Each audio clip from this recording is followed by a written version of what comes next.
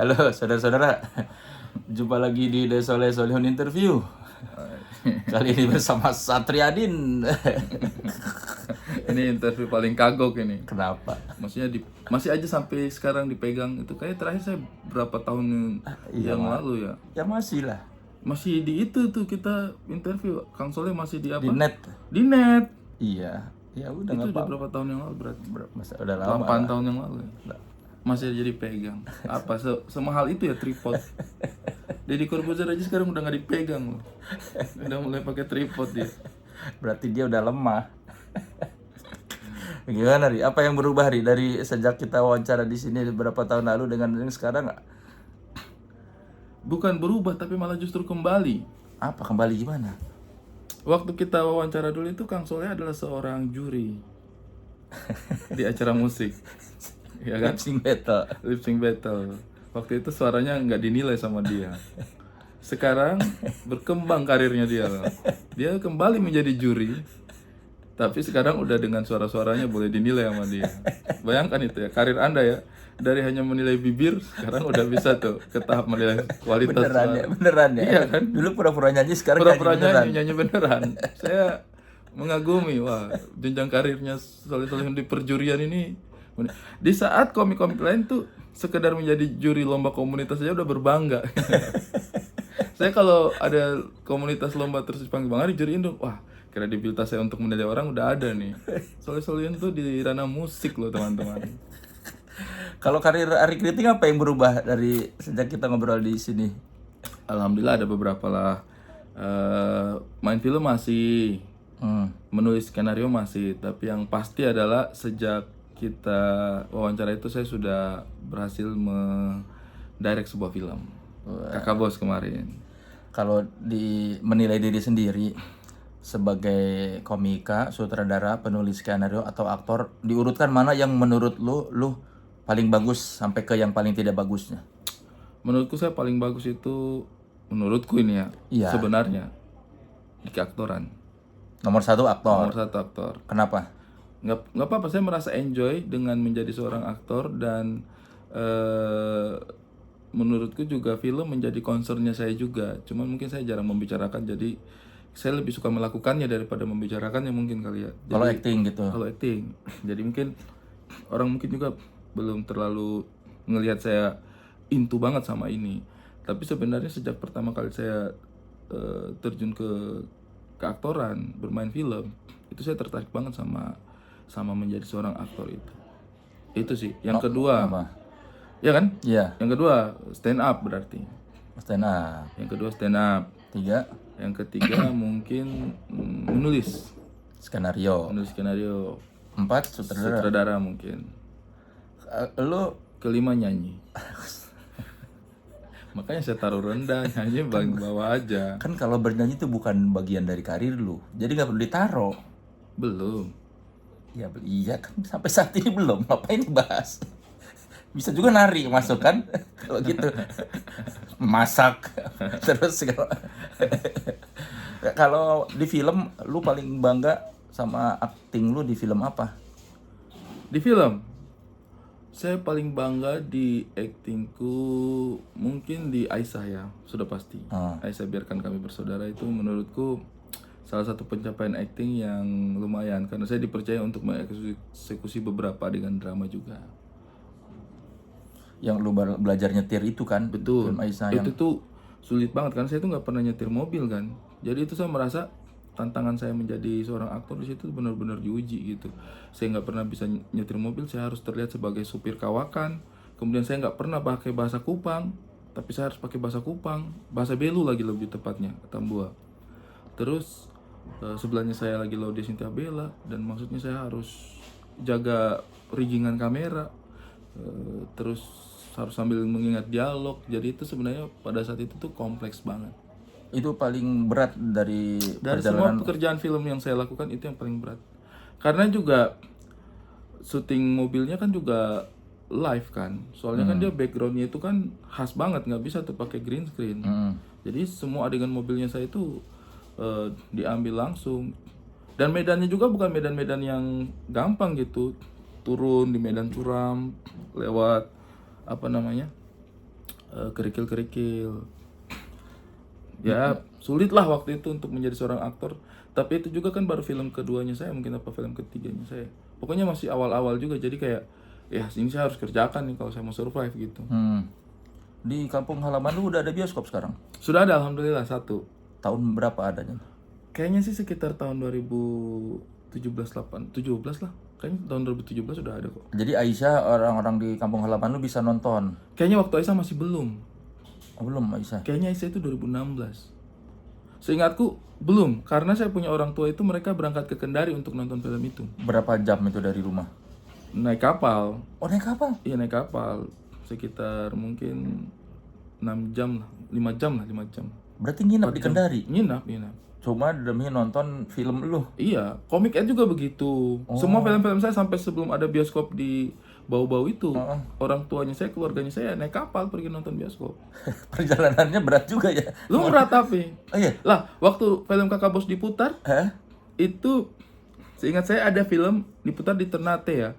Itu saya punya keluarga dan beberapa karib-karib yang dari Taliabu itu berangkat ke naik kapal ke kota Ternate itu untuk nonton film Kakak Bos, dan itu perjalanannya itu 24 jam lebih. Berarti Naik kapal di kapal 24 jam lebih.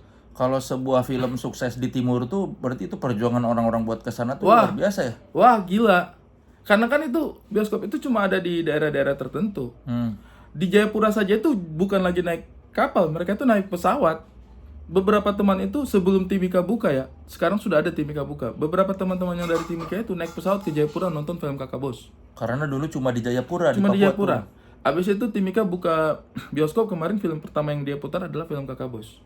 Dan film Kakak Bos dengan raihan 860.000, 50.000 sekian penonton itu adalah film timur yang paling hits Sepanjang sepanjang sejarah ya? ada film-film dengan background karakter ya, bukan background wilayah ya. Karena kan wilayah bisa saja mereka syuting di sana, tapi bukan film tentang Indonesia Timur kan. Iya. Oh, tapi sekarang di bawah-bawah ada ada berapa layar ya di bawah? Kayaknya 5 layar. 5 layar, harusnya 5 layar. 4 studio atau 5 studio ya? 4 layar Lumayan. atau 5 layar. Sekarang keluarga lu nggak jauh-jauh kalau Enggak. Cinepolis di sana, udah Cinepolis. Bagus.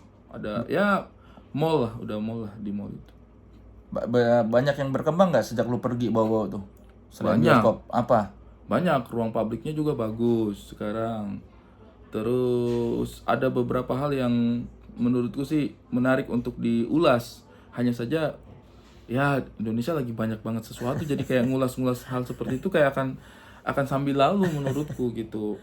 Misalnya kita ulas di sana ada penemuan, sebenarnya sudah ditemukan beberapa tahun yang lalu, tapi riset berapa umurnya itu baru keluar sekarang. Itu di Sulawesi Tenggara juga. Apa? Di Muna.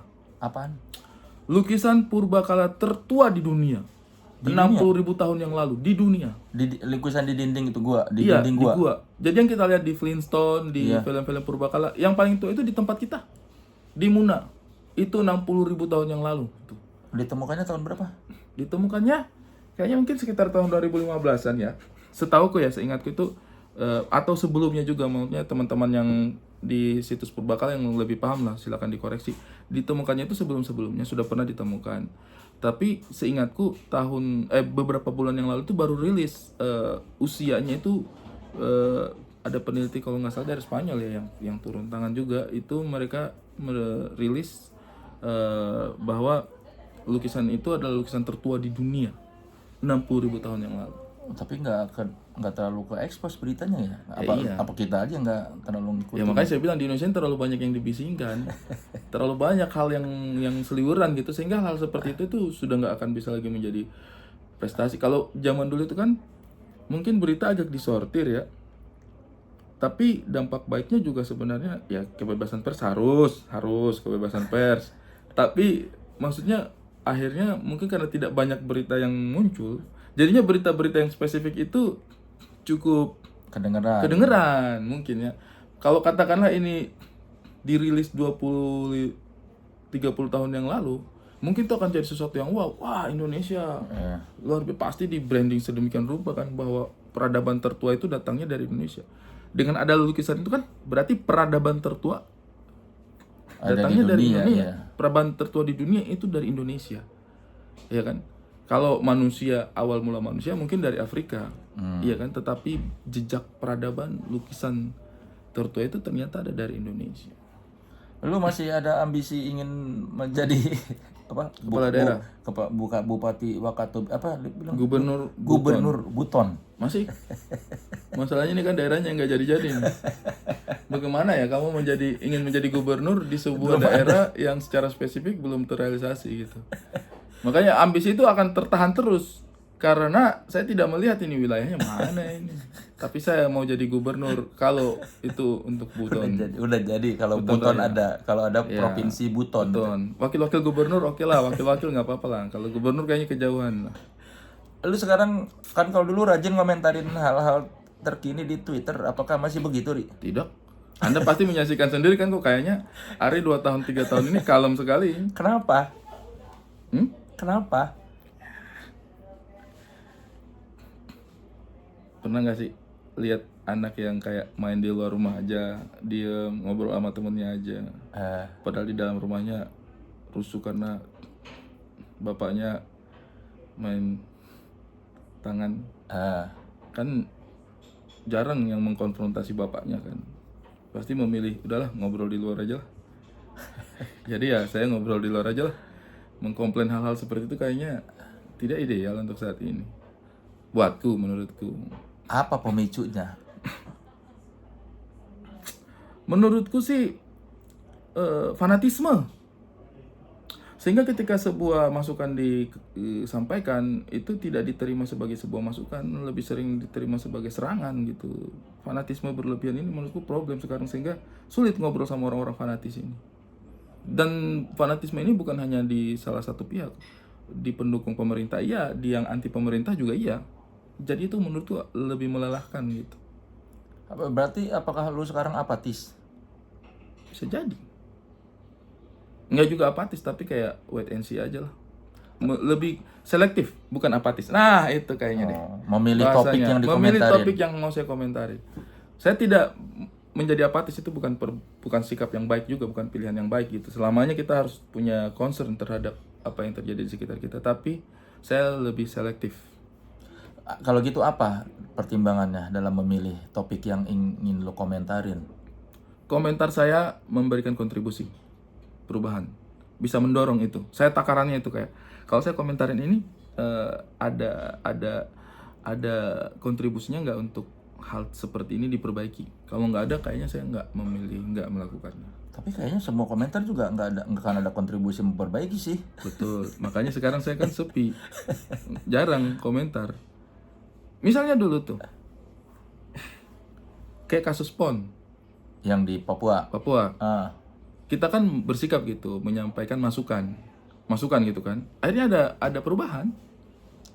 Teman-teman yang memang lekat dengan daerah sana itu akhirnya lebih banyak diberikan panggung, meskipun kitanya nggak dikasih panggung di situ. Tapi teman-teman yang tadinya dalam tanda kutip terpinggirkan itu akhirnya lebih diperhatikan karena mungkin ada kesadaran setelah diberi masukan. Itu yang saya maksud. Kalau dikasih masukan kemudian ada kesadaran dan ada perubahan, itu kita senang. Meskipun resikonya besar ke kita, tapi kita senang gitu. Oh ternyata ada perubahan. Tapi kalau kita kasih masukan kemudian buntu, hanya menjadi bahan pertengkaran, itu menurutku sih membuang-buang energi. Tapi susah kalau ngukur bahwa komentar kita bakal memberikan perubahan atau enggak kan? Betul. Kita nggak akan pernah tahu yang mana yang. Betul. Tapi saringannya jauh lebih ketat daripada dulu.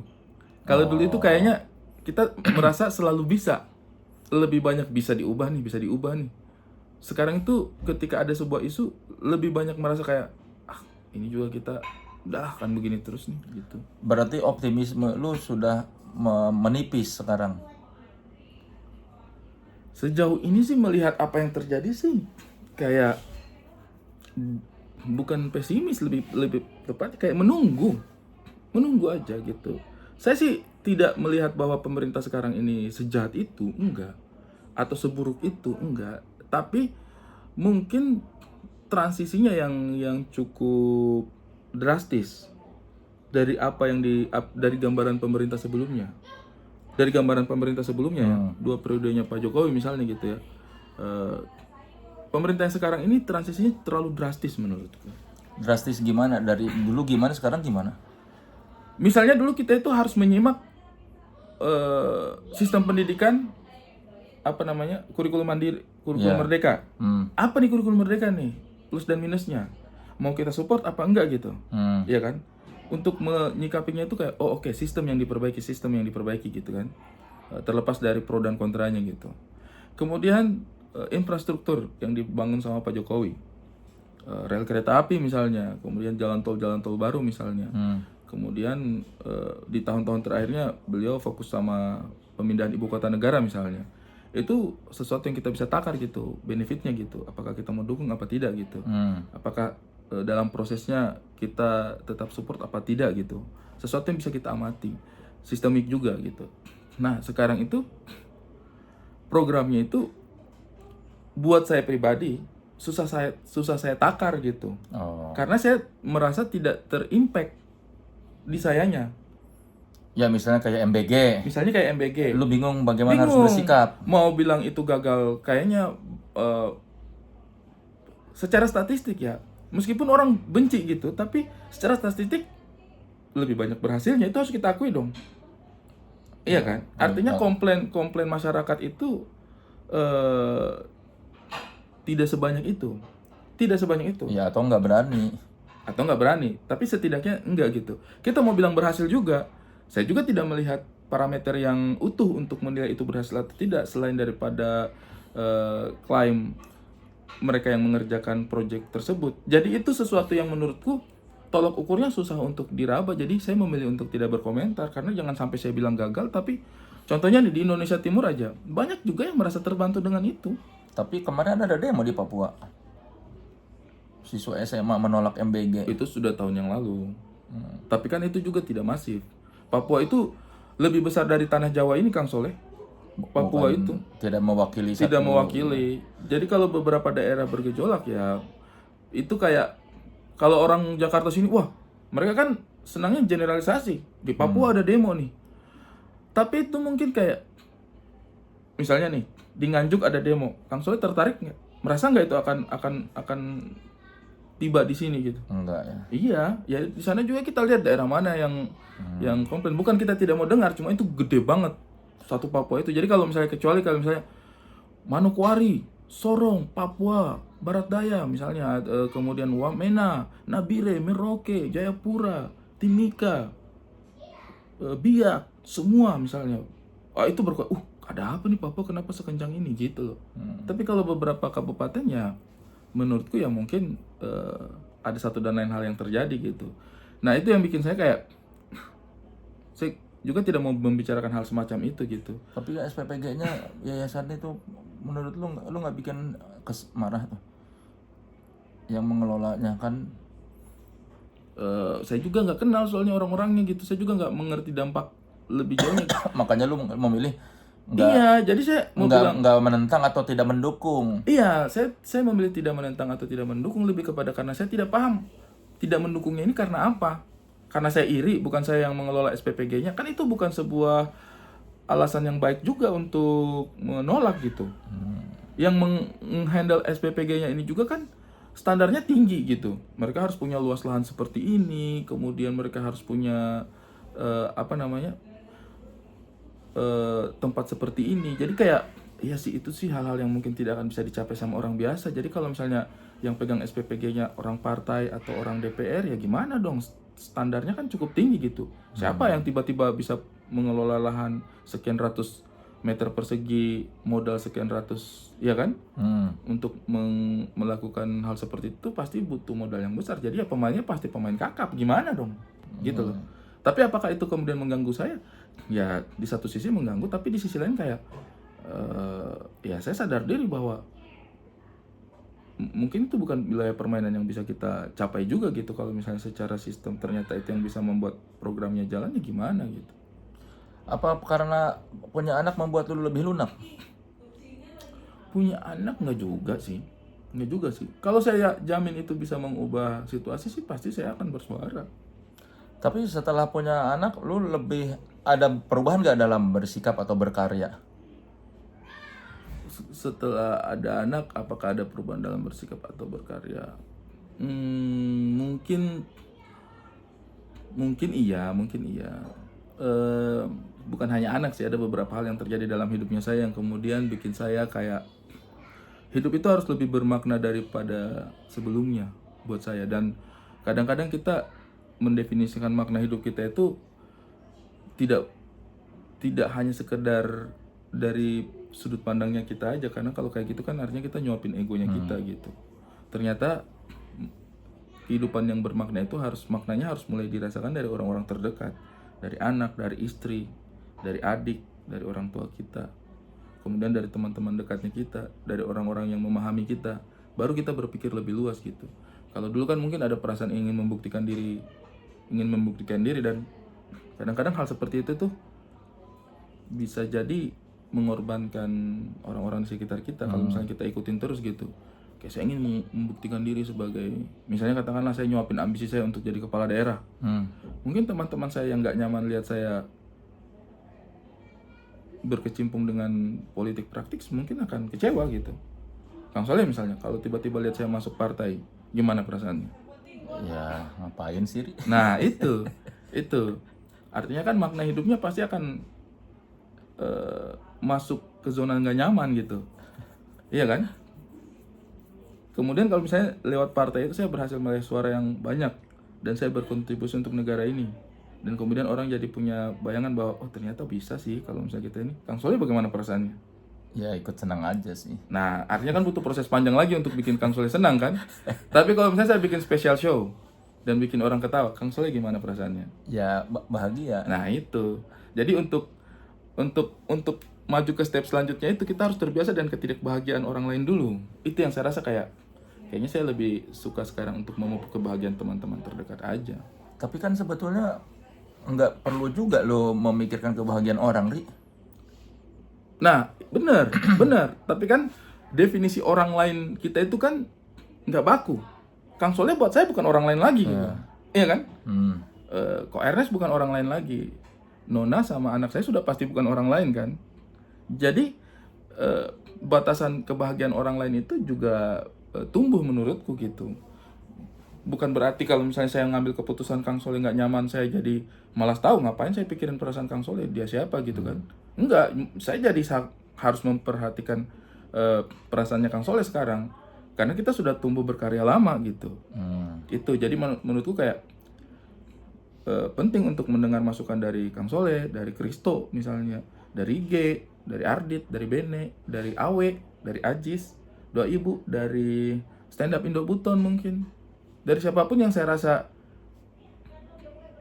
perasaannya menjadi perhatiannya saya gitu. Jadi itu bukan orang lain untuk saya. Selain jadi kepala daerah, ambisi lu apa, Ri? Saya ada satu posisi di negara ini yang menurutku dari dulu posisi itu selalu ada, selalu hadir, tapi nggak pernah terlalu banyak mendapat spotlight. Apa? Kalau biasanya kan orang itu kan bicara selalu kesatrianya kan, Iya. Pandawa limanya, Arjunanya gitu. Ketika bicara negara juga orang lebih suka bicara Jenderal Sudirman, ya kan, Ayani, atau Soekarno gitu kan. Tapi sebenarnya ada satu posisi di dalam sistem sosialnya kita itu yang sudah ada dari zaman dulu, budayawan.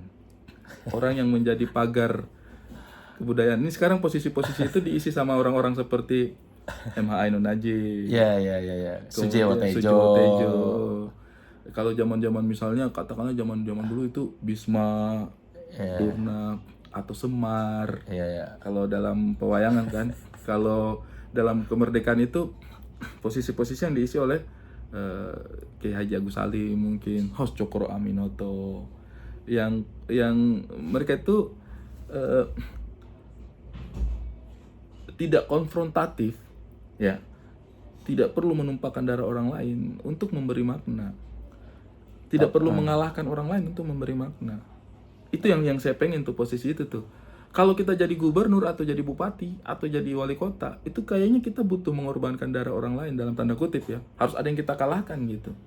Sama ketika kesatria itu bertempur satu sama lain, untuk menjadi hero-nya, menjadi pahlawannya itu harus ada orang yang dia kalahkan.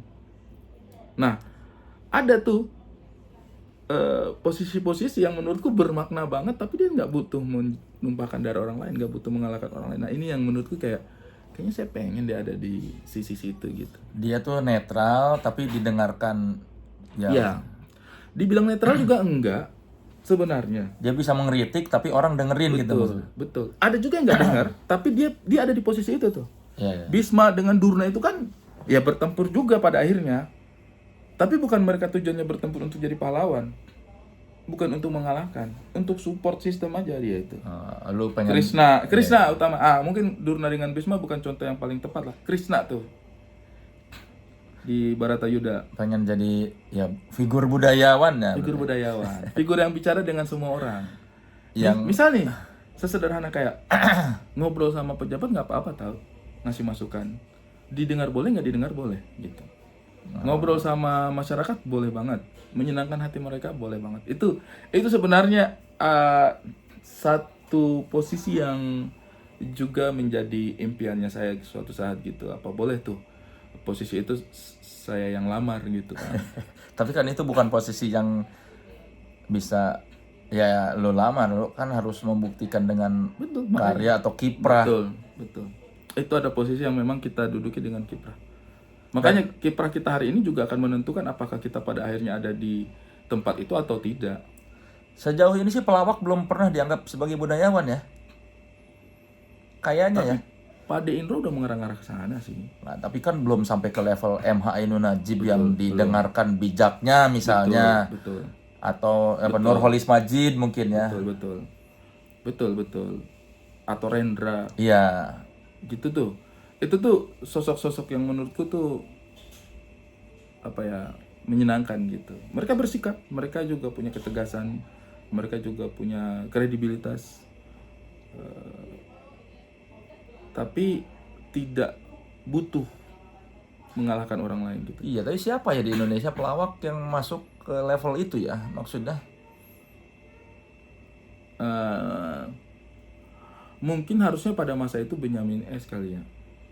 Beliau kan dalam kedudukannya di budaya Betawi kan kuat sekali. Budayawan, tapi kan Benyamin kayaknya bukan tipe yang mengkritik pemerintah kayaknya ya. Enggak ya?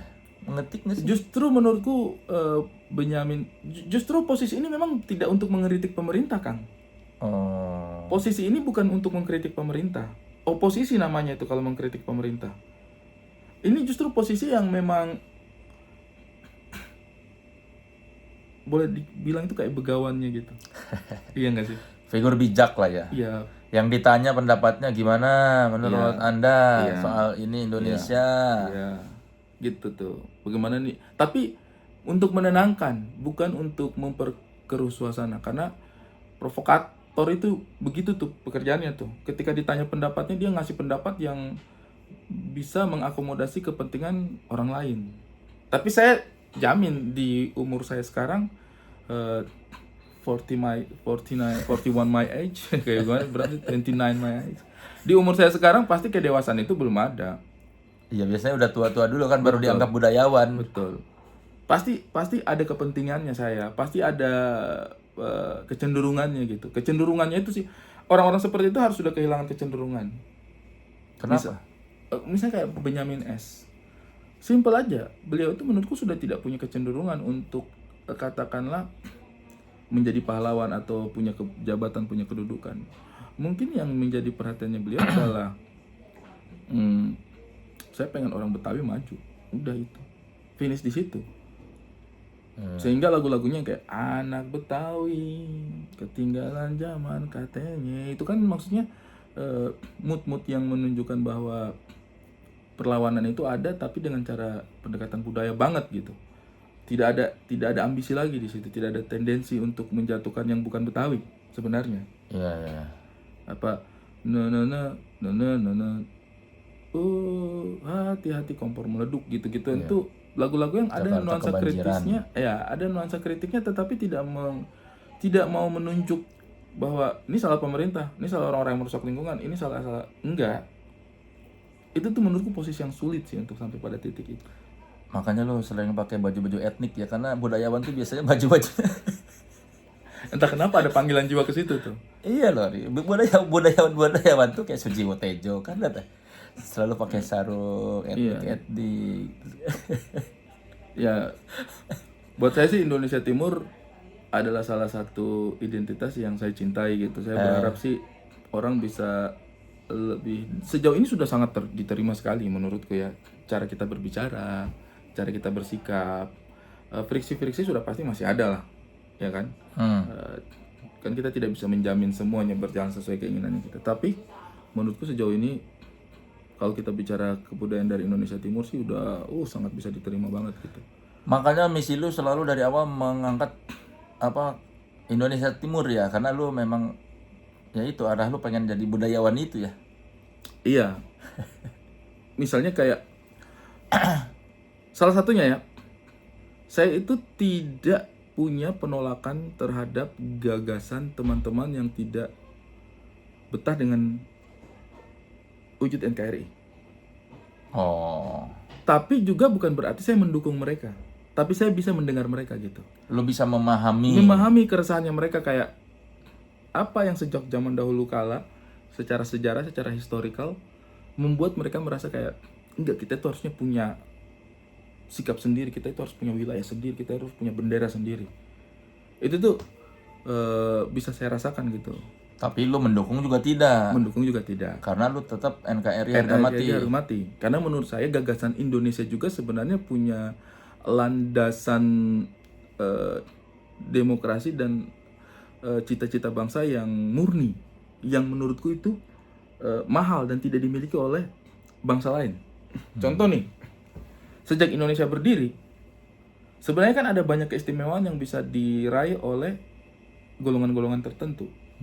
Tetapi karena cita-cita kebangsaannya itu menurutku tulus, hal itu tidak dilakukan. Yang mana di banyak negara maju, ketika negaranya baru pertama kali berdiri, ada aja tuh undang-undang yang mendiskriminasi sesuatu secara aturan.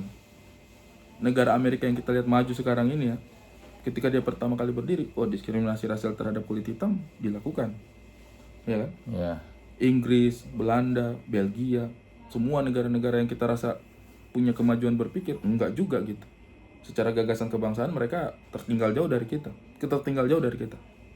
Tapi Indonesia ketika diprakarsai dan kemudian berdiri, ya, itu tidak ada satupun undang-undang yang kemudian berusaha mengistimewakan golongan-golongan tertentu. Makanya lu masih sepakat dengan Gue sepakat dengan NKRI gagasan itu. NKRI. Gue sepakat. Karena ini adalah sebuah bangsa yang dibangun dengan tujuan yang sangat mulia. Bukan tujuan untuk mengistimewakan golongan tertentu. Misalnya aja dalam Piagam Jakarta. Sempat ada tuh di sila pertama kan. Ya, yang Ketuhanan kepercayaan yang Islam Maha itu, Esa dengan kewajiban menjalankan kepercayaan menjalankan Islam bagi yang syariat memeluknya kan. Nah, kemudian akhirnya kan dihilangkan gitu. Di mata beberapa orang menghilangkan itu sebenarnya mencederai gitu, kayak kenapa ada perasaan apa. Tapi mungkin itulah bagaimana bangsa ini membuktikan bahwa bangsa ini dibuat untuk semua kalangan, dibuat untuk semua golongan gitu. Sejak kali pemilu pertama di Indonesia tidak ada suaranya orang Jawa dihitung 2, luar Jawa dihitung 1, enggak. Semua sama ya. Semua sama. Orang Jawa dengan orang meskipun banyak istilah yang menihilkan dengan istilah Jawa adalah kunci dan lain sebagainya. Enggak, tapi orang Jawanya sendiri tidak menggunakan power itu untuk mengistimewakan suku bangsanya gitu. Padahal kalau ditanya apakah ada peluang, ada dong. Iya. Iya kan?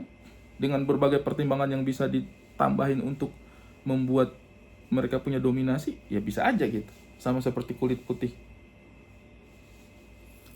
membuat peraturan yang membuat mereka lebih dominan daripada yang lain Ya, kan? meskipun prakteknya orang Jawa yang menguasai. Betul. Tapi itu kan bukan gagasan kebangsaan. Iya, iya, iya. Itu kan gagasan orang per orang gitu. Ya kan? Iya, iya. Nah, misalnya betapa pentingnya untuk punya gagasan seperti itu yang tidak dimiliki oleh bangsa lain, dan itu yang membuat saya terus-menerus menghargai para pendiri bangsa ini gitu. Itu yang saya percaya bahwa suatu saat kalau misalnya cita-cita bangsa itu diwujudkan, masyarakat yang sejahtera, adil dan merata, jangan kan itu kan sederhana gitu. Tapi sekarang kayaknya kultur timur lebih banyak diterima sangat diterima. ya kan seluruh Indonesia kalau musik dan lain sebagainya. Makanya itu menariknya kebudayaan, itu kenapa saya pengen jadi sosok kebudayaan. Karena kebudayaan itu bisa masuk. Orang timur mungkin memerintah di Sumatera ngapain gitu. Iya kan? Berambisi memerintah Sumatera, ngapain? Ambisi apa seperti itu? Tapi kalau misalnya kita mau bikin joget orang Sumatera, itu kan sebuah misi yang bagus juga kan? Dan orang Sumatera pasti dengan senang hati berjoget bersama kita. Musik Padang, Minang. Ketika misalnya orang Minang, saya mau menguasai orang Maluku, orang NTT, orang Papua, orang Sulawesi, orang NTB, orang Jawa saya mau kuasai. Nah, orang kan pasti akan kayak, apaan sih? Kalau misalnya kamu punya kemampuan ya silakan gitu jadi pemimpin. Tapi ngapain sih menguasai dengan background karena kamu orang Minang? Tapi ketika misalnya dia mau kasih musiknya supaya disukai sama banyak orang, musik Minang nih saya pede nih, musik Minang dikuasai. Ya kita juga dengan senang hati untuk suka gitu. Jadi menurut saya budaya itu menariknya di situ karena dia bisa mempengaruhi tanpa harus mengancam, tanpa harus Iya, meminggirkan gitu. ini juga kan di apa yang suka lu acara Timuran Jaksel. Itu dulu belum ada kan dari pas lu datang ke Jakarta pertama Belum kali. ada sama sekali. Gua Itu juga baru baru dengar ada soalnya. tahun ini kan. Itu ngapain Timuran? Baru akhir tahun kemarin. Itu acara siapa yang menggagas dan ngapain Timuran Jaksel itu? Yang menggagas itu sebenarnya adalah teman-teman Molukan Soul. Itu adalah grup apa? dance, komunitas dance. Molukan Soul itu komunitas dance. Molukan Soul itu komunitas dance. Kemudian mereka bekerja sama dengan bukan sebenarnya pemrakarsanya enggak 100% Molukan Soul juga. Molukan Soul itu mungkin yang penggagas ya jatuhnya ya. Tapi kemudian dia kolaborasi ngajak beberapa teman Toton Karibo utamanya tuh, yang kemudian mereka bersama-sama gitu Molukan Soul sama Toton Karibo untuk ayo kita jamming yuk, nge-gigs gitu, kayak semacam nge-gigs lah tapi free aja gitu. Terciptalah itu Molukan Timuran Jaksel volume 1. Nah itu saya nggak datang tuh, diajak tuh, ayo Bang Ari kita ini waktunya saya waktu itu lagi kerja volume 1 tuh nggak bisa hadir. Nah volume kedua saya datang, Totonnya nggak bisa hadir. Apa Toton ada ya? Oh ya, Toton ada yang kedua. Ketemulah kami di situ tuh. Terus saya happy banget lihat mereka kolaborasi gitu, dancer sama DJ. Jadi ada DJ, kemudian ada dancer, kemudian ada penyanyi gitu. Yang Timuran Jaksel yang kedua itu saya datang. Oh rame. Timuran Jaksel yang ketiga saya datang. Makin rame tuh, ada Toton juga di situ. Yang keempat, Totonnya lagi ada kegiatan, saya datang nggak ketemu. Nah, yang kelima kemarin pas kita di Jogja tuh, mereka bikin. Volume 6 kayaknya udah kemarin juga. Itu ngapain sih? Joget-joget sama nyanyi dong atau? Ya joget sama nyanyi dong, dance. Yang gua pengen tahu tuh di semua acara orang timur selalu ada kan, gua datang ke apa ulang tahun apa gitu ada muter-muter. Betul. Itu biasa ya? Dikumpul-kumpul orang timur. Enggak semua timur. Tertentu. Kalau ada yang suka melakukan itu dilakukan. Itu sebenarnya kayak ini aja deh Kang, wayang golek. Oh, ya nggak semua orang nanggap wayang golek. Iya, nggak semua orang melakukan joget-joget muter-muter itu. Tapi ketika itu dilakukan ya kita menikmati, gitu. Iya, tapi maksudnya itu wajar gitu kan, banyak dilakukan orang-orang timur gitu.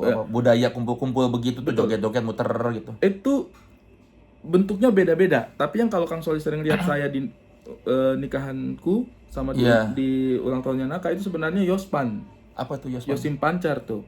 Itu punyanya kebudayaannya teman-teman dari Papua sebenarnya. Oh, yang muter-muter nari terus joget itu kan kayak Aisyah Bori. Iya, langkah depan, langkah belakang, langkah depan terus muter-muter mengelilingi membuat lingkaran gitu ya. Itu Papua, khusus Papua.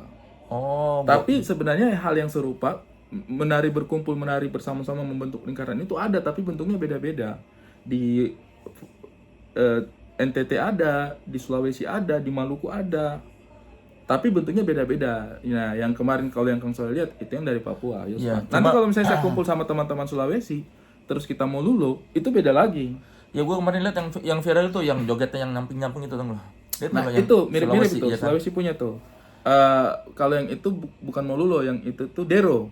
Iya, tapi maksud gua kultur seperti itu di timur tuh biasa gitu. Biasa, Karena ya biasa. terlepas dari formasinya, Betul. tapi kan kumpul joget rame-rame. Betul, betul. Soalnya gua kalau Sunda agak susah jogetnya kan jaipong misalnya. Dan itu biasanya Hiburannya. Dan ditonton, tidak ditonton. dilakukan bersama-sama. Karena susah. Betul, betul. Nggak bisa, bukan sembarang orang misalnya ada penari jaipong di depan, bisa warga penonton ikut kolaborasi ke depan, tapi Betul. nggak semuanya bisa melakukan. Kalau ini kan kayaknya Kayaknya dominan bisa gitu. iya, kalau jaipong susah. Dan menarik Kita untuk nonton. membuat orang mencoba. Iya ya. Memang betul. Itu memang habitnya kita sih. Kayaknya di sana juga itu ketika ada jogetan yang baru atau gerak. Kalau sebenarnya itu kategorinya disebutnya line dance. Ya kayak kalau di Amerika line dance yang country gitu kan. Betul. Iya. Nah, setiap ada line dance baru, tipikal-tipikal yang seperti itu pasti dipelajari. Oh. Jadi kita kayak nyimak kayak misalnya dulu zaman dulu sajojo teng giding itu kita di SD itu aja kita sudah belajar Di SD. cara sajojo. Benar, kita belajar sajojo di SD. Nah, habis itu muncul poco-poco. Lenggang Di anak-anak sekolah belajar kita gitu. belajar lagi tuh. Ada poco-poco. Kok bisa poco-poco tidak?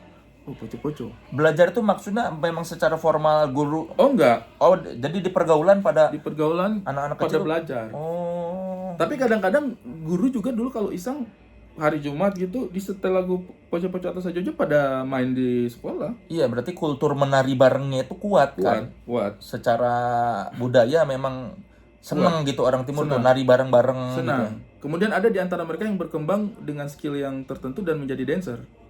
Ya. Yang kemudian itu juga kita tonton mereka ngedance, habis itu dia pimpin kita ngedance yang kita bisa lakukan bersama-sama. Gitu. Jadi moodnya itu seperti itu. Makanya kalau saya itu kan ada teman-temanku yang benar-benar pure dancer kan. Si Moluccan Soul ini. Iya. Mereka itu pure dancer tuh. Funky Papua, Moluccan Soul, Street Pass dulu-dulu tuh. Bang Jeko, Animal Pops, itu mereka itu dancer, profesional dancer gitu. Tapi kemudian orang-orang ini bisa untuk turun dan memimpin kita untuk melakukan tarian yang kita juga bisa lakukan gitu. Iya, koreografi yang mudah gitu ya. Mudah dan kita ikutin mereka gitu.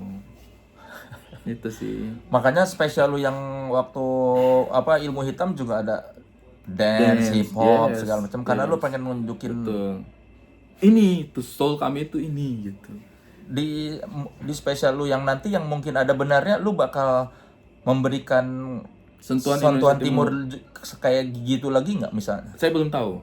Sejujurnya saya belum tahu. Ada rencana tapi mungkin dengan persiapan yang ada sekarang saya lagi milih formula yang paling tepat untuk dilakukan gitu. Sebenarnya. Terus seberapa culture yang mau diangkat juga masih saya hitung gitu kira-kira karena kan bagaimanapun juga pertunjukan komedi kan, bukan teater atau apa gitu, sehingga space waktunya itu akan sebanyak apa.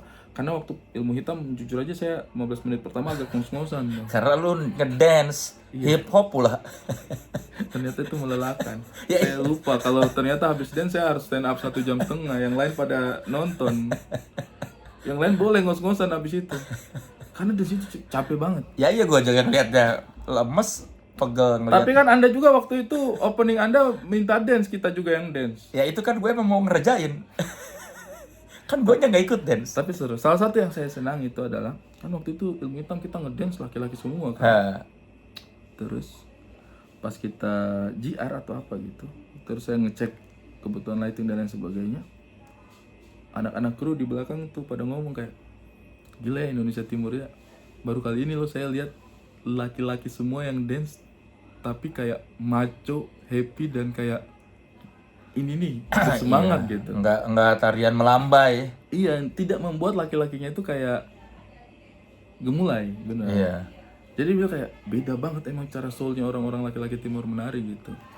Jadi buat si mungkin ada benarnya belum tahu lo mau Belum tahu apa yang saya mau tampilkan nih. kalau materinya udah Udah ada 60% lah. oh, Lumayan. Premisnya sudah banyak. Premis sudah banyak. Cuma yang saya matangkan jadi materi ya mungkin sekitar 60%. Masih banyak waktu lah untuk bisa najamin materinya lagi. Kalau ilmu hitam kan kayak lu menertawakan kejadian lu bersama mertua. Ya. Mungkin ada benarnya. Ada juga yang sama keluarga, Naka sama Indah. Ada juga yang tentang kehidupan sebagai komik. Lebih general lah. Oh, makanya sih mungkin ada benarnya ini sebetulnya apa sih kalimat? Mungkin ada benarnya ini buat apa? Mungkin ini sebenarnya eh, kesadaran terbarunya saya terhadap dirinya saya gitu. Setelah banyak hal yang terjadi sama dirinya saya beberapa tahun ini, egonya saya tuh jujur aja, Kang Soleh, banyak yang luntur. Misalnya perasaan saya, idealismenya saya tentang berbangsa dan bernegara utamanya. Karena banyak sekali dulu teman-teman yang satu gagasan, yang satu visi misi, sekarang itu kayak ada di posisi yang berseberangan gitu. Yang dulu kita ngobrol sama-sama kayak, iya ini gini. Sebaliknya, banyak banget orang-orang yang dulu kita rasa idealismenya berbeda sama kita nih. Tiba-tiba kita bisa duduk sama-sama dengan mereka dan mendengar banyak hal yang make sense dari mereka gitu. Yang kita cerna, yang sementara zaman dulu tuh ngapain sih duduk sama orang itu?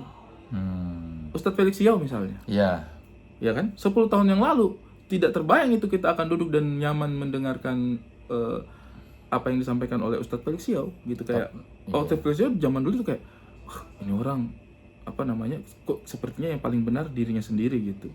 Ternyata setelah sekarang kita nongkrong, oh ternyata nggak juga gitu. Mungkin beliau juga banyak benarnya malahan gitu. Tapi kalau Felix Xiao memang kerasa dianya juga berubah sekarang kan, lebih ramah. Terbuka.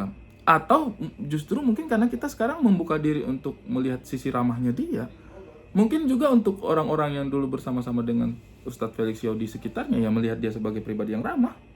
Ya begitu gitu. Seperti kita, tapi gua rasa enggak, kalau Felix Xiao emang dia kelihatannya sekarang Banyak berubah. iya, makanya enggak Ko Ernest deh misalnya. Banyak orang yang dulu juga tidak bekerja dengan Ko Ernest merasa kayak Ko Ernest orangnya tertutup gitu. Tapi setelah bekerja sama Ko Ernest ternyata Ko Ernest itu suka ya mendengar masukan dari orang lain. Ini gitu loh. padahal buat kita mah dari dulu ya gitu-gitu aja. Dari dulu gitu Ko Ernest gitu-gitu aja. Tidak ada yang berubah dari Ko Ernest. Itu yang saya rasa kayak, oh berarti mungkin ada benarnya apa yang selama ini kita rasa berbeda dari kita gitu. Ya, jadi sekarang berarti intinya jangan dulu menghakimi orang yang berbeda dengan kita. Mungkin. Betul. Nih, misalnya nih. Kemarin Pak Victor Laiskodat, Siapa itu? mantan gubernurnya NTT. Oh, heeh. Beliau sekarang anggota DPR kalau nggak salah ya. Beliau menyampaikan bahwa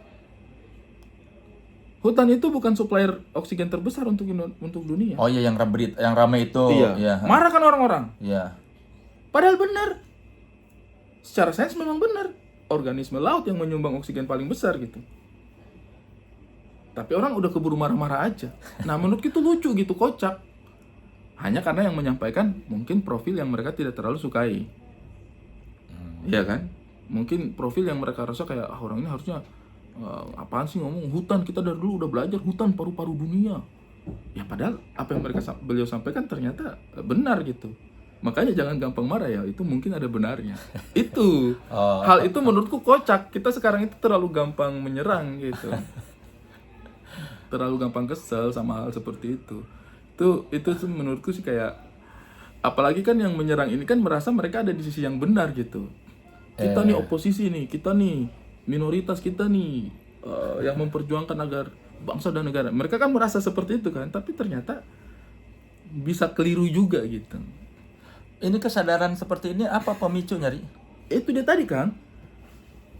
Pada akhirnya berteman dengan orang-orang yang saya rasa dulu berseberangan sama saya, dan berseberangan dengan orang yang saya rasa dulu harusnya dia paham tujuan kita. Momentumnya apa? Maksudnya satu spesifik, ada nggak kejadian yang oh iya ternyata apa?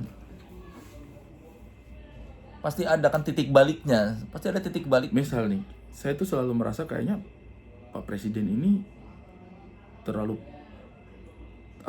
hidup di dalam bayang-bayangnya sebagai prajurit gitu. Sehingga dia merasa bahwa negara ini harus begini. Tiba-tiba perang dunia ketiga kayaknya depan mata deh.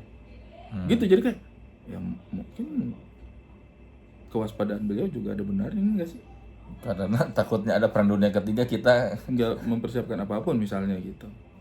Ya mungkin ada benarnya. Mungkin cara-cara yang beliau tempuh juga mungkin nggak sepenuhnya keliru.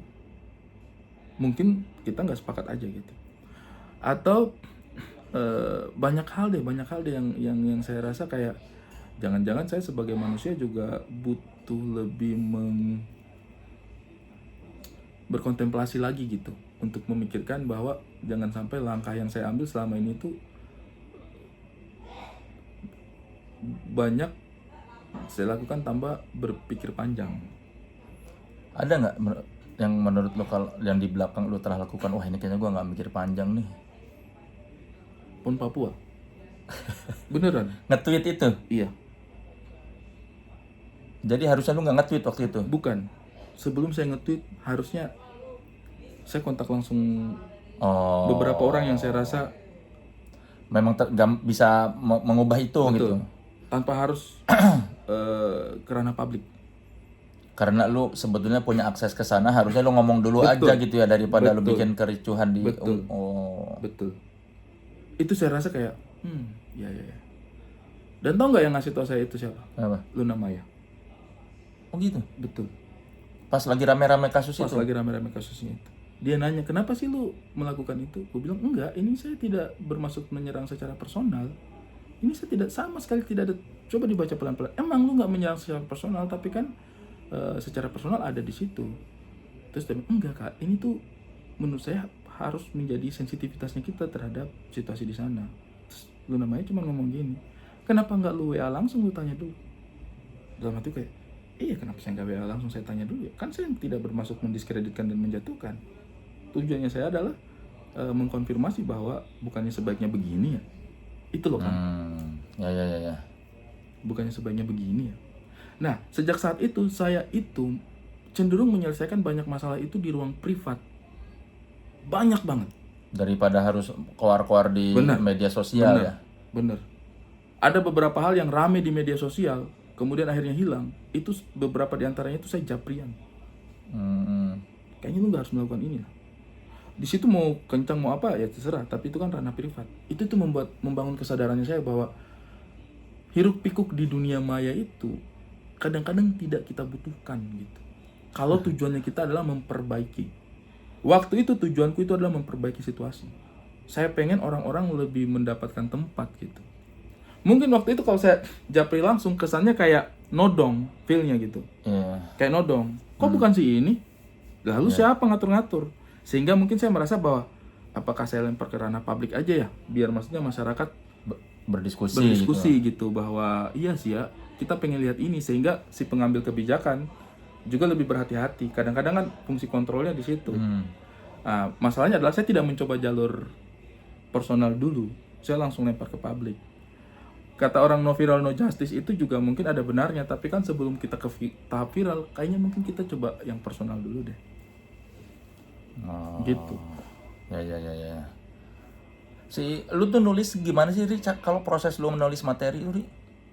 Kalau saya nulis materi itu biasanya kebanyakan saya ngetes premis malah kalau open mic itu. Menarik apa enggak nih dibicarakan. Baru setelah itu punchline-nya mengikuti. Nah, kalau saya itu adalah tipikal yang lebih sering memperbaiki setup daripada nyari punchline. Kenapa? Kalau saya itu punya teori lubang jebakan. Maksudnya? Teorinya saya itu, teori lubang jebakan. Jadi ketika kamu menggali sebuah jebakan, kamu berharap orang jatuh ke dalam jebakan itu kan. Nah, sekarang yang terpenting adalah dalamnya lubang itu atau penutupnya. Oh. Gitu. Orang nggak sadar terjerumus. Betul. Ya. Setup itu menurutku penutupnya. Punchline itu apa yang ada di dalam lubang. Lubangnya 5 meter, di dalamnya ada harimau, ada pecahan botol, ada paku-paku, ada orang-orang gak menyenangkan di bawahnya yang membuat kamu jatuh dan tersiksa. Kalau penutup lubangnya gak bagus, orang gak jatuh. Tapi dalamnya lubangnya cuma 30 cm. Kalau penutup atasnya bagus, ya orang akan terjerembab. Berarti lu sering banyak punchline dulu baru setup. Betul. Nah, makanya kalau perhatikan setupku itu kadang-kadang punchline-ku itu nggak selalu diksi lucu, nggak konyol, nggak patah-patah hiperbola yang kemana-mana. Tapi saya kemas dengan setup yang menurut saya itu bisa menyembunyikan arahnya saya gitu. Ya karena lu sabar bercerita ya. Betul. Itu memperbaiki setup. Panjang banget cerita. Satu beat aja ceritanya bisa berapa menit kan? Betul. Tapi setelah nonton beberapa special show-nya orang-orang yang saya kagumi, Dave Chappelle misalnya, it's fine gitu. Iya, Dave Chappelle juga setupnya panjang banget. Kadang-kadang punchline-nya gitu doang. Betul. Menurutku it's fine gitu. Tidak semua orang harus jadi Kevin Hart. Gitu, nggak harus. Menurutku komedi bisa memilih gitu. Jadi untuk saya sih setup itu penting banget. Membuai orang dengan setup, dengan cerita, dengan ya itu ya kekuatan storytelling. Kemudian dikompensasi dengan punchline yang make sense lah untuk setup itu. Gaya komedi lu tuh apa berarti kalau dideskripsikan? Apa ya? Storytelling mungkin storytelling. Punchline itu hanya untuk menunjang agar itu menjadi komedi untuk saya, bukan tujuan utama. Nah, saya itu nggak bisa tuh bikin tipikal materi seperti, ya sudah pasti tidak semua orang bisa melakukannya ya. Membuat saya kagum itu melihat Frimawan bisa membuat komedi dengan keabsurdan seperti itu. Itu kayak, gimana itu mengemas hal serapi itu. Dengan tendensi sejak awal berkomedi gitu. Saya itu tidak merasa kalau saya stand up, tendensi awal itu sebenarnya saya itu bukan berkomedi. Apa? Sikap awalnya saya itu adalah berbagi. Situasi ini lucu nggak buat kalian? Gitu feel-nya tuh. Kalau kalian ada di keadaan ini lucu nggak? Misal nih beatku yang soal saya ke pijat plus sama Indah. Apa punchline-nya? Iya nggak ada ya, cuma ini khusus laki-laki gitu kan? Iya kan? Iya, terus Indah pergi udah gitu doang kan? Iya. Tidak mencoba untuk kayak patah banget. Wahur gitu-gitu kan yang waduh, tidak tuh. Kalau saya tuh kayak lebih sering bikin punchline itu yang memang realita bertemu realita aja gitu. Nah, nggak ada patahan ya? Iya, untuk membuat hal seperti itu butuh setup yang manis aja sebenarnya gitu. Menurut lu kemampuan lu bercerita itu dapat dari mana tuh? Nggak tahu ya, kayaknya dari kecil deh. Kang, saya itu umur kelas 3 SD udah hatam buku Epos Mahabharata sama Ramayana, serius. Itu bener. Jadi saya itu kelas 3 SD itu bacaannya saya itu cerita panjang tuh. Kalau kalian tahu dulu ada cerita namanya Tuska, cerita namanya ya pokoknya genrenya Tuska itulah. Itu buku-buku panjang. Itu SD kelas 3, kelas 2, kelas 3 itu bacaanku tuh. Dikasih siapa? Nah, kelas 1 bahkan, kelas 1, kelas 2 bahkan, itu bacaanku tuh. Jadi, kelas 1, kelas 2 zamannya saya sekolah itu kan pulangnya masih cepat tuh. Nah, mamanya saya itu satu sekolah sama saya, satu SD. Dia ngajar di SD. Nah, rumah kami sama sekolah itu mungkin sekitar 10 kilo lah. Sekitar 10 kilo. Jadi saya itu nggak bisa tuh, karena masih kecil nggak bisa tuh pulang sekolah sendirian. Nungguin nyokap. Nungguin ibu. Teman-temannya saya itu anak nelayan kan. Rata-rata pulang itu istirahat, mereka itu sore di laut. Jadi saya itu nggak punya teman di sekolah kan. Ketika momen-momen kosong dari jam 10 sampai jam 2 siang, itu tuh saya di perpustakaan. Oh, baca buku itu. Baca buku. Saya itu beruntung kalau ada 1-2 teman yang siang-siang main ke sekolah terus saya bisa temani bermain tuh. Tapi itu tuh pun mungkin selama saya sekolah nggak ada 10 kali. Selama saya kelas 1 jadi itu jarang banget itu. Sehingga saya itu kayak ya udah lari ke perpustakaan. Jadi saya itu baca buku semua, khatam, dan bukunya kami di perpustakaan sana kan nggak bisa milih. Iya. Mungkin buku anaknya mungkin pada saat saya sekolah tahun 90-an itu mungkin cuma beberapa biji kan. Sisanya buku-buku dewasa. Buku-buku dewasa. Makanya Mahabharata segala macem. Iya, itu saya baca dari SD itu. Dari kecil itu. Jadi lu biasa bercerita panjang ya? Betul. Tidak membosankan cerita panjang itu untuk saya. Saya itu baca buku, kalau ini ceritanya saya punya ibu ya, saya nggak bisa konfirmasi pastinya. Saya itu umur 4 tahun sudah membaca. Nah, TK itu yang saya baca itu skripsinya saya punya om. Iya, jadi dia ngetik, saya bacain skripsinya tuh. Ya saya di samping baca buku dewasa. Wiro Sableng itu saya belum sekolah itu sudah baca tuh. Wiro Sableng gitu-gitu karena yang tersedia itu. Bobo itu mungkin 1 kali 2 kali lah ada di Bobo itu saya ingat bapaknya saya itu kan dia sempat tugas di Bau-Bau karena masih tinggal di Kendari. Perjalanan laut yang saya bilang 4 Iya. jam itu. Itu dulu masih kapal kayu, Kang. Jadi perjalanannya itu 1 hari 1 malam. Waktu saya masih kecil itu belum kapal mesin seperti sekarang. Nah, saya dapat Bobo itu kalau bapaknya saya pulang dari Kendari. Bau-Bau Bau-Bau. Kendari. Itu saya dibelikan majalah Bobo di pelabuhan biasanya. Tuh, jadi kayaknya ya dari kecil saya itu mungkin sudah terbiasa dengan membaca cerita panjang. Kayak buku-bukunya saya berikutnya itu kan kayak kesini kan lebih suka yang kayak Dan Brown, Harry Potter gitu, yang cerita-cerita panjang, novel tebal-tebal gitu tuh suka menghabiskan buku-buku semacam itu karena ya udah memang kebiasaannya dari kecil. Nah, Kak dibiasain baca juga sekarang? Dia biasain baca. Nonton juga saya biasain nonton yang film panjang. Ternyata menurut saya itu cukup berpengaruh tuh mengikuti kisah dari sebuah buku karena kan tuh harus pelan-pelan dia harus lihat, dia tertarik sama hal lain yang kita tidak lihat, yang tidak ada diceritakan di situ. Misalnya cerita Kancil, ya kan? Iya. Itu kan kita gampang aja kalau ngikutin perjalanan kancilnya gitu. Tapi kan ternyata, oh dia nggak mungkin hanya kancilnya kan? Oh ternyata di situ ada pohon ini, ternyata ada sungai itu, sehingga itu menarik perhatiannya gitu kayak, bapak ini sungainya kemana? Nah itu tuh kayaknya itu mirroringnya saya dulu lah. Saya waktu kecil itu melakukan hal seperti itu terhadap dirinya saya gitu. Jadi ketika Naka melakukan hal seperti itu tuh seperti melihat dirinya saya dulu aja. Gitu. Saya tuh dulu juga memang tidak punya banyak teman untuk bermain sebenarnya setelah saya ingat-ingat gitu. Kan saya kan 4 tahun lah. Bapak sama ibunya saya nikah baru dapat saya. Jadi saya tuh cukup dijaga sebenarnya. Jadi masa anak-anaknya saya itu banyak diumpanin sama hal-hal yang membuat saya untuk konsentrasi dengan hal-hal yang di depan matanya saya aja daripada nyari di luar gitu.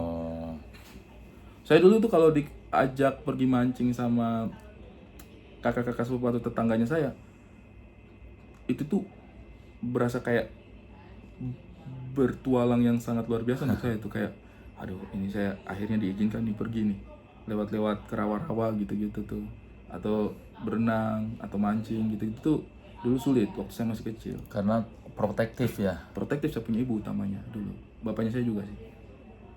Sempat keguguran 2 kali kan ibunya saya tuh. Oh, makanya begitu dapat anak. Betul, protektif. Nah sehingga saya itu main itu boleh, tapi ada momen-momen saya itu dikurung dalam tanda kutip ya. Iya. Nah kalau saya dikurung itu biasanya biar saya nggak sedih diumpenin buku. Kamu baca buku aja di situ, dikunciin kamar tuh. Ya gimana dong mau main nggak bisa, udah baca buku. Tapi bahagia masa kecil lo itu dengan begitu dicokokin buku-buku. Bahagia banget saya. Saya tuh tidak merasa ada yang problem dengan saya punya masa kecil. Cuma saya jadi punya waktu untuk melakukan itu saja gitu. Setelah itu, hal itu menjadi rutinitas. Jadi ada aja momen dalam hidupnya saya itu saya asik sendiri dengan apa yang saya punya gitu. Nggak terlalu nyari teman main.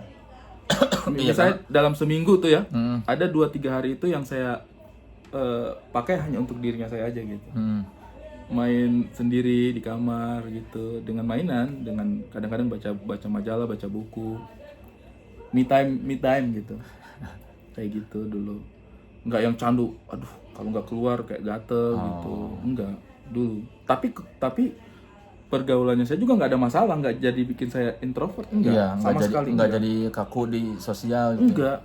Enggak. Saya tuh merasa teman-teman saya dari kecil sampai saya SMA, masa kecilnya saya itu dipenuhi dengan permainan yang berteman, yang nyari burung, terus nyari kayu untuk dijadikan ketapel, berantem gitu-gitu tuh menjalani. Anak-anak tawuran ikut lihat gitu-gitu tuh menjalani, main bola. Ya cuma lu banyak baca dibandingin teman-teman lu yang lain. Betul. Karena dulu waktu masih kecil ada momen-momen gitu disekap, nggak boleh keluar. Itu tapi bukan nggak boleh keluar seharian. Oh. Jadi misalnya dari pulang sekolah jam 1 siang sampai jam 4 itu saya tuh nggak boleh keluar, disuruh tidur siang atau apa, tapi diumpanin buku gitu. Jadi udah baca buku aja dah, ntar jam 4 sore keluar mandi boleh jalan gitu waktu masih kecil. Oh, iya, iya. Ada hal tertib seperti itu yang dijalankan gitu. Cuma kalau insiden utamanya sih menurutku ya itu pas mamanya saya ngajar kelas 6, saya sekolah kelas 1, kelas 2. Iya, karena nungguin pulang. Nungguin pulang jam 10 sampai jam 2 itu nggak ada pilihan saya selain membaca buku. Ya udah jadinya ya menikmati yang ada aja, lama-lama terbiasa gitu. Iya, makanya itu ngaruh ke kemampuan lu storytelling di panggung ya. Kemungkinan besar itu. Mungkin ada benarnya udah ada rencana durasi, apakah lu target berapa? Target sih saya pasti 1 jam. Mungkin lebih dikit. Kayaknya saya bukan tipikal yang bersenang-senang di atas panggung sampai 2 jam seperti kan. Kayaknya enggak ya. Openernya siapa sih, Ri? Sejauh ini masih Boa, baru Boa. Bakal ada lagi apa? Bakal ada lagi. Ya pokoknya tanggal berapa? Tanggal 2 Mei nanti teman-teman saya punya show berikutnya, mungkin ada benarnya. Itu akan ditampilkan di Geraha Bakti Budaya Taman Ismail Marzuki Jakarta, tempatnya Ilmu Hitam yang kemarin juga kan. Iya. Tempatnya Ilmu Hitam yang kemarin, dan tiketnya udah bisa dibeli sekarang. Semua informasinya itu ada di website. Sekarang canggih, ada website sendiri ya. Oh iya. Jadi nggak pakai event Bukan. langsung ke. Mungkin ada benarnya.com. Dulu kayaknya punya sesuatu yang seperti itu, kayak wah mewah sekali nih. Ya teman-teman, kalau misalnya mau lihat informasi apapun tentang show-nya saya, itu ada di mungkinadabenarnya.com. Iya. Sejauh ini baru 1 show. Baru 1 show. Tapi kalau ternyata membludak dan banyak permintaan, Mungkin saya akan tambah 1 show lagi. mungkin ada 2 show gitu ya. Ya, mungkin 2 show, ya mungkin ada benarnya. Gimana sih itu? Penggunaannya kayaknya kurang pas. Ya udah, silakan dibeli tiketnya ya. Harganya mulai dari berapa? 535.000. Yang paling mahal. Yang paling mahal. Yang paling murah? Ada yang 185.000. Bahkan momen-momen tertentu kemarin kita ada diskon 50%, jadi ada tiket yang 90.000. Jadi memang untuk yang kali ini saya lebih mengutamakan tiketnya bisa diakses. Ilmu Hitam agak mahal tiketnya, nggak sanggup saya jualnya juga, nggak tega sebenarnya, tapi nggak bisa menghindar dari biaya produksi. Iya. Yang ini biaya produksinya ternyata bisa dikemas sedemikian rupa yang ternyata dengan harga tiket seperti itu sudah bisa jalan gitu. Langsung saja klik. Mungkin Mungkin ada benarnya.com. ah,